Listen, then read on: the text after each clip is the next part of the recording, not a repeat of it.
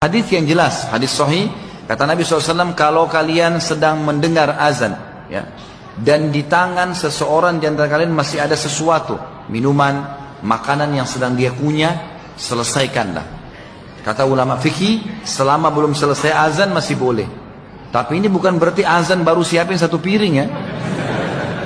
Jelas. Jadi kalau kebetulan pas obat lagi mau dikunyah, mau ditelan, udah azan, masih boleh. Dan ini juga teman-teman sekalian, saya nggak tahu dari mana kita mengambil istilah imsak kita di Indonesia ini. Imsak ini berhenti 20 menit atau 25 menit sebelum azan subuh. Ini nggak ada dalam Islam ini. Karena memang Nabi SAW bilang, Nabi dulu punya dua orang muadzin. Ada Ibnu Umm Maktum, ada Bilal, gitu kan? Kata Nabi SAW, kalau kalian dengarkan Ibnu Umm Maktum azan, makan saja. Kalau kalian dengarkan Bilal, sudah azan subuh, berhentilah, gitu kan? Berarti azan itu masih boleh. Nanti saat subuh baru imsak. Kalau belum azan belum imsak. Ya. Masalah ini bukan masalah sekarang, ini sudah dari dulu. Ya. Ibnu Hajar al-Asqalani dalam kitabnya ini menyebutkan bid'ah yang berkembang di masyarakat. Maksudnya kebiasaan-kebiasaan yang tidak tepat, bertentangan dengan dalil, ya, bahkan dengan contoh bertentangan sama sekali. Ya. Yang 10 menit, yang 15 menit sebelum subuh itu bukan imsak.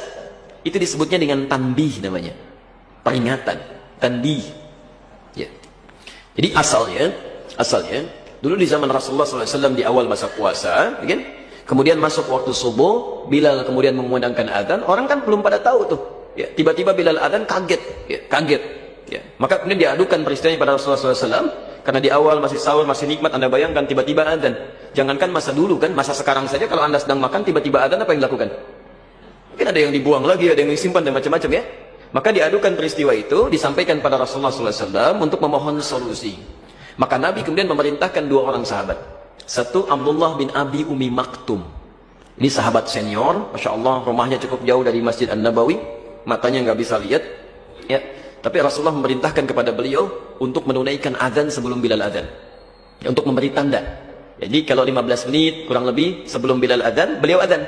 Untuk memberi tanda bahwa ke masyarakat ini sebentar lagi akan berakhir nih, akan datang fajar. Ya, sahur akan berakhir, akan datang fajar. Jadi kalau Abdullah bin Abi Umi Maktum sudah menunaikan azan, orang-orang tahu. Oh ini sebentar lagi akan berakhir waktunya, akan datang fajar.